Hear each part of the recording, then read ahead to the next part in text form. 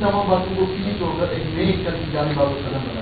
دیکھیں ہمارے دور میں تو جو ہمارے مخالف تھے وہ مہنگائی مارچ نکال رہے تھے، میڈیا پر سب سے زیادہ کوریج بھی انہیں دی جاتی تھی، وہ ہر جگہ پھرتے بھی تھے، ان کے کاروبار بھی چلتے تھے، اپنے گھروں میں بھی تھے، کوئی ایسا مسئلہ نہیں تھا جو موجودہ دور میں ہے. اور میں سمجھتا ہوں ایک مہم چل رہی ہے موجودہ دور کی فسطائیت کو نارملائز کرنے کے لیے، ایسی باتیں کر کے کہ جی نہیں جی بس موو آن کریں جی، نہیں جی چلیں آگے جی، کوئی فرق نہیں پڑتا جی. یعنی کہ جو آئین اور جمہوریت کے ساتھ کھلواڑ ہوا، جو ظلم ہوئے، جو کیا جائے، اور جو عوام کا مینڈیٹ چوری ہوا، میں سمجھتا ہوں 1971 کے بعد اگر عوام کا مینڈیٹ چوری ہوا تو وہ اب ہوا ہے. اس مینڈیٹ چوری کو بھی تسلیم کروانے کے لیے، اس کو نارملائز کرانے کے لیے، اس کو انٹرنلائز کرانے کے لیے ایک مہم چل رہی ہے جس میں یہ اچھی اچھی چکنی چکنی باتیں کی جاتی ہیں. ہم ان میں نہیں آنے والے. عوام کا مینڈیٹ بحال ہوگا، جن لوگوں کے ساتھ زیادتی ہوئی ہے اس کا ازالہ کیا جائے، یہ جعلی پرچے جو کیے گئے ہیں یہ سب واپس لیے جائیں، جن ججز کو ڈرایا دھمکایا گیا ہے ان سے معذرت کی جائے. اس کا یا اگر معذرت نہیں کرنی ہے، آپ کہتے ہیں کہ ابھی معلوم نہیں کہ کس نے کیا ہے، تو ایک فل بینچ بنایا جائے. بینچ فکسنگ نہ کی جائے اس معاملے کے اوپر. یہ اتنا امپورٹنٹ معاملہ ہے کہ اگر آپ اپنے ساتھی ججز کے معاملے کے اوپر خدا نخواستہ بینچ فکسنگ میں چلے جائیں گے تو عام عوام کے ساتھ کو آپ نے کیا انصاف دینا ہے. اسلام آباد ہائی کورٹ کے ججز کو تصور کیا جاتا ہے پاکستان میں کہ وہ سپریم کورٹ کے ججز کے بعد پاکستان کے سینئر ترین ججز ہوتے ہیں، سب سے ہائی کوالٹی، سب سے معتبر ججز ہوتے ہیں. یہ کوئی چھوٹی بات نہیں ہے کہ اگر وہ 6 ججز جو ہیں 8 میں سے وہ یہ لکھ کے دے رہے ہیں کہ ہمارے گھروں کے ساتھ یہ ہوا، ہمارے گھر والوں کے ساتھ یہ ہوا، ہمیں یہ فون کر کے دھمکیاں دی گئیں. کسی بھی مہذب معاشرے میں اب تک حکومت گر چکی ہوتی اس لیٹر کے بعد، کسی بھی مہذب معاشرے میں. یہ تو ہمارا معاشرہ ہے جس کے اندر کہا جاتا ہے نہیں نہیں جی یہ تو 1971 میں یا 1952 میں بھی ایسے ہوا تھا، تو آپ کے دور میں وہ فلانے کے ساتھ بھی ایسے ہو گیا تھا، تو جی چلیں جی اس کو آگے لے چلتے ہیں جی. چلیں جی یہ جو آپ نے 17 جماعتوں والی پارٹی کو آپ نے برسر اقتدار لے آئے ہیں 271 سیٹوں والی پارلیمنٹ کے اندر، چلیں جی اس کے اوپر بھی پانی پھیر دیتے ہیں. نہیں، ہمیں کسی نہ کسی جگہ لکیر ڈالنی پڑے گی اور کسی نہ کسی جگہ ہمیں ان معاملات کو ٹھیک کرنا پڑے گا. ورنہ میں آپ کو دعوے سے کہتا ہوں کہ آنے والی نسلیں آپ کی، یہ ہمیشہ آنے والی نسلوں تک تو بات خدا نخواستہ پہنچے گی نہیں. آپ کا ملک تو اس سے پہلے افراتفری کی طرف چلا جائے گا. یہ تو بنانا ریپبلک پلس ہے جس میں ہم رہ رہے ہیں اس وقت. یہ کوئی ملک تو نہیں ہے جس کے اندر ہم رہ رہے ہیں، یا یہ کوئی نظام تو نہیں ہے جس کے اندر اس وقت ہمارا سسٹم آپریٹ کر رہا ہے. یہ تو سارا ایک سٹیج ڈرامہ ہے. وہ جو نمونے سامنے بٹھائے ہوئے ہیں وہ بھی برسر اقتدار نہیں ہے، وہ خود بھی ٹی وی پر آ کے کہتے ہیں کہ ہم برسر اقتدار نہیں ہیں. جو حکومت کے پولیٹیشینز ہیں، جاوید لطیف صاحب وہ خود کہتے ہیں کہ ہماری سیٹیں ہماری اپنی نہیں ہیں. محمد زبیر خود کہہ رہے ہیں کہ ہماری معاشی کارکردگی جو ہے وہ ایسی ہے کہ حکومت نے ہمیں مینڈیٹ نہیں دیا. ججز جو ہے اسلام آباد کے وہ کچھ کہہ رہے ہیں. تو یہ تو ایک محسن نقوی جو کسی جماعت کا رکن نہیں ہے، فیصل وادہ جو کسی جماعت کا رکن نہیں ہے، وہ سب کا مائی باپ بنا ہوا ہے.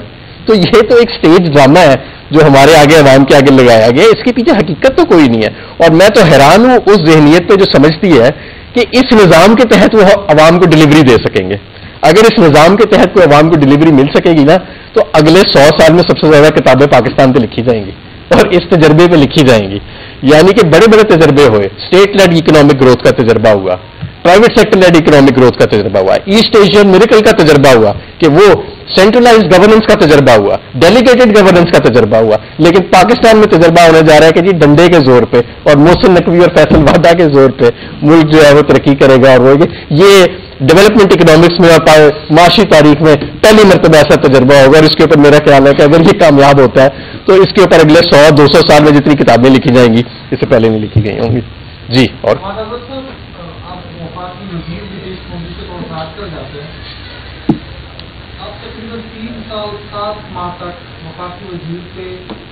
قبائلی اضلاع کا انضمام ہو چکا تھا. ہماری آبادی جو تھی وہ 14.62 سے بڑھ کر 19.64 ہو گئی. اب کی 3 سال 7 مہینے میں ہمیں قبائلی اضلاع کے لیے وہ فنڈ نہیں ملا جو ہمیں ملنا چاہیے. پہلا سوال یہ. اس کے ساتھ یہ ہے جب آپ بھی وزیر تھے تو خیبر پختونخوا میں اس سے پہلے گیس کی لوڈ شیڈنگ نہیں ہوتی. ہماری پیداوار 415 ملین مکہ فٹ سے زیادہ ہے. ہماری ضرورت 200 ملین مکہ فٹ سے بھی کم ہے. آپ کے دور میں ہمارے ہاں گیس کی لوڈ شیڈنگ شروع ہوئی. آپ ہی کے دور میں گیس کے علاوہ جو بجلی کی پیداوار ہے وہ 6300 میگا واٹ تھی. ہمیں 2300 मेगावाट बिजली भी मुश्किल से दी जा रही थी। आज आप खैबर पख्तूनख्वा में 51 मुकदमात की जमानत लेकर पंजाब जा रहे हैं। इसी के हवाले से आप कहते नहीं है कि आपने थोड़ा सा गलत किया? सबसे पहली बात तो ये है कि वो आपके दादोशुमार गैस के हवाले से गलत हैं। तकरीबन औसतन 300 MMCFT जो है वो खैबर पख्तूनख्वा से गैस की पैदावार होती है और 300 MMCFT ही खैबर पख्तूनख्वा को गैस की सप्लाई होती है। सर्दियों में ये बढ़ जाती है, सर्दियों में गैस की सप्लाई जो है वो 300 से भी बढ़ा के खैबर पख्तूनख्वा में दी जाती है। सबसे कम गैस की लोड शेडिंग खैबर पख्तूनख्वा के अंदर है, बाकी तमाम सूबों को अगर देखा जाए तो सबसे ज़्यादा पंजाब में है, रेट भी सबसे ज़्यादा पंजाब में है, सबसे कम जो है वो सिंध और उसके बाद खैबर पख्तूनख्वा में है।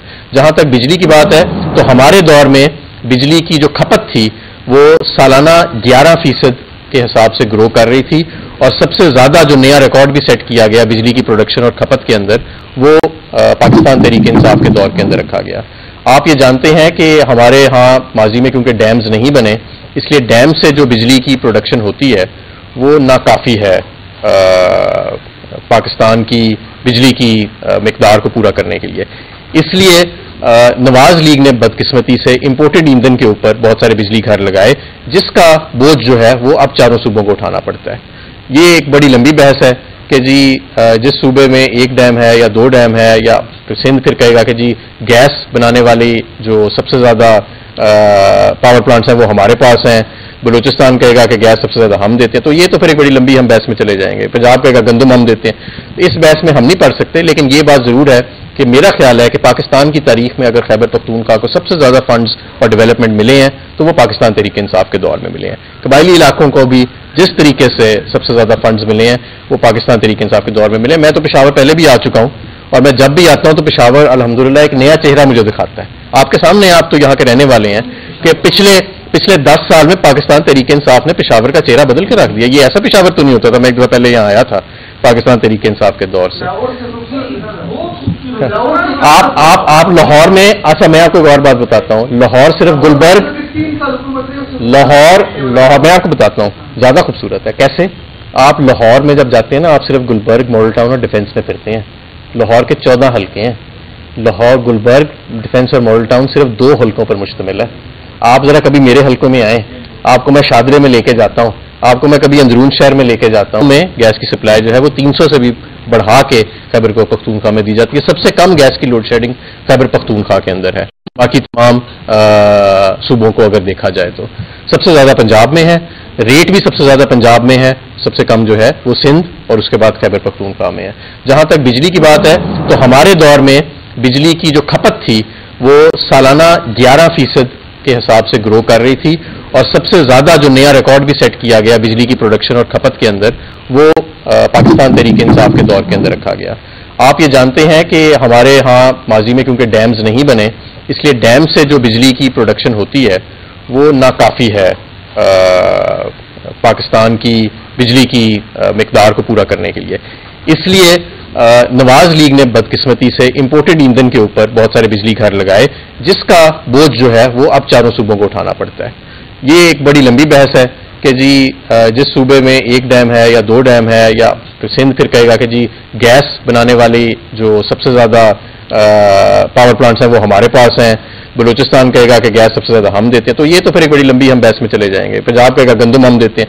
इस बहस में हम नहीं पढ़ सकते, लेकिन ये बात ज़रूर है कि मेरा ख्याल है कि पाकिस्तान की तारीख में अगर खैबर पख्तूनख्वा को सबसे ज़्यादा फंड्स और डेवलपमेंट मिले हैं तो वो पाकिस्तान तहरीक इंसाफ के दौर में मिले हैं। कबायली इलाकों को भी जिस तरीके से सबसे ज़्यादा फंड्स मिले हैं वो पाकिस्तान तहरीक इंसाफ के दौर में मिले हैं। मैं तो पेशावर पहले भी आ चुका हूँ और मैं जब भी आता हूँ तो पेशावर अल्हम्दुलिल्लाह एक नया चेहरा मुझे दिखाता है। आपके सामने आप तो यहाँ के रहने वाले हैं कि पिछले 10 साल में पाकिस्तान तहरीक इंसाफ ने पेशावर का चेहरा बदल के रख दिया। ये ऐसा पेशावर तो नहीं होता था। मैं एक दफा पहले यहाँ आया था पाकिस्तान तहरीक इंसाफ के दौर से।